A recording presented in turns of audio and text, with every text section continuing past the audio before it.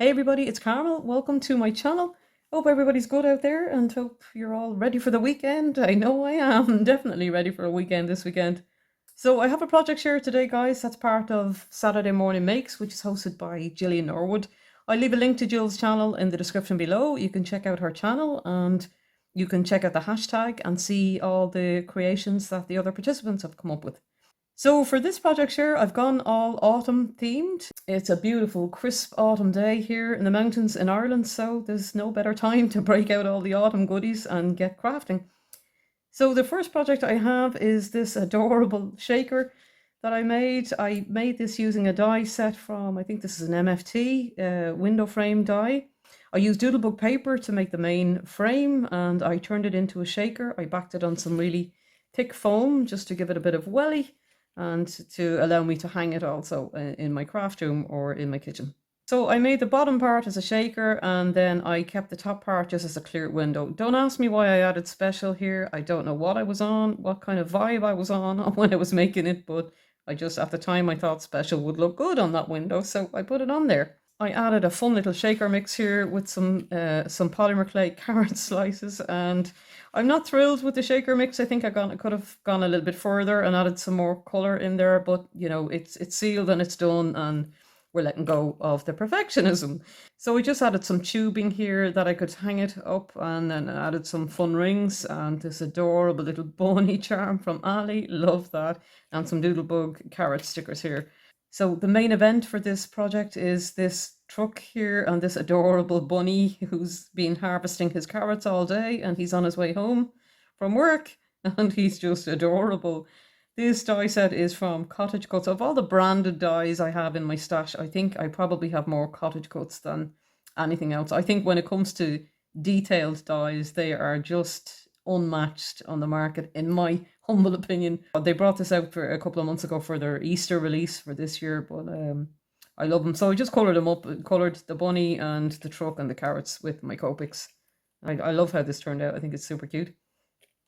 So my next project is this little piece of craziness here. I saw this paper hauled a little while ago. I think it's from Echo Park. The first thing that came to my mind when I saw it was, does anybody remember the Muppet Show when we were kids?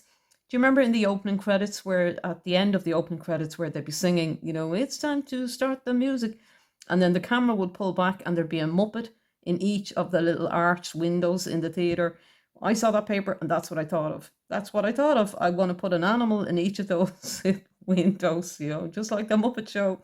Don't ask, guys. Welcome to my world. That is where my little head goes sometimes. It's strange. I do love how it turned out. I don't think it's quite finished because I only finished it last night and it's kind of, there's something unfinished about it. So I think I'll need to take a break from it, put it away for a day or two and then go back to it and then I'll probably see what's missing.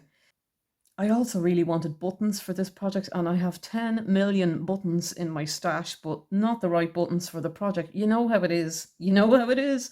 I have so many buttons in my craft room, I could probably open a button shop, but I didn't have the right buttons for this project. So I had to kind of improvise and I just used wood veneers and triple embossed them and then put an extra coat of clear embossing over the top so that they would look like kind of enameled hearts, a little bit more like buttons. That's where I went with that. This memories are made when friends gather. This is a sentiment from MFT. I love it. And I just mounted it on some foam. So there's lots of stamps going on here. We've got some MFT. We've got Hello Bluebird. Love that pumpkin from Hello Bluebird. This is a very, very old, it's one of my favorite bunny stamps ever. This is from Lawn Fawn, from a very old set called Hello Baby. And then arguably my favorite fox stamps of all time ever, these two guys here. These are from Pretty Pink Posh. This is Winter Woodland set and it's just adorable. So I changed it up a little bit for the stamps on this project. I went with all no line stamping and colouring. I just used my Copics and my colour pencils to colour them up and I love how they turned out. The two acorns here are ephemera pieces, but everything else is stamped and coloured. So, like I said, I'm not thrilled with how it's finished. I don't think it's quite finished, but I love how it's coming together, and I'm sure I will add the magic touch to it, you know, when I come back to it in a day or two. I just made on a piece of MDF from a set of MDF squares, and I just added some twine here and a little gingham ribbon. I will have a Copic colouring video coming very soon to my channel, guys. I'm not going to say too much about it right now, but I'm bringing a series of videos to my channel in which I share all the tips and tricks that I've picked up along the way on my own crafting journey. And the first video in this series is going to be all about Copic colouring. I'm not an expert colourist by any stretch of the imagination, but I've learned a lot over the years, and I know colouring is something that a lot of us struggle with. So I'm going to share everything I know with you, and I can't wait to show you the video because I think you're going to really like it. I hope you do. So that's all I'll say for now on that. If you would like to subscribe and hit the notification bell, you'll be the first to know when I post the first video in that series. So please do keep an eye out for that one. So my next project is this one here. This is one of my favorite die sets ever. This is from Lawn Fawn. It's their treat box die, and it's one of my go-tos in my craft room. I really do love it. Again, I just changed it up a little bit. I stamped and coloured on velour paper and just used my pastel pencils for these foxes. I love these foxes too. These are from MFT. Super, super cute. I added some dies here. These bluebirds here, you'll see them in a lot of my projects as well. It's an old die set from Memory Box, I think, or Poppy Stamps. And again, one of my favorites. They seem to make their way into almost every project I make. I really do love them.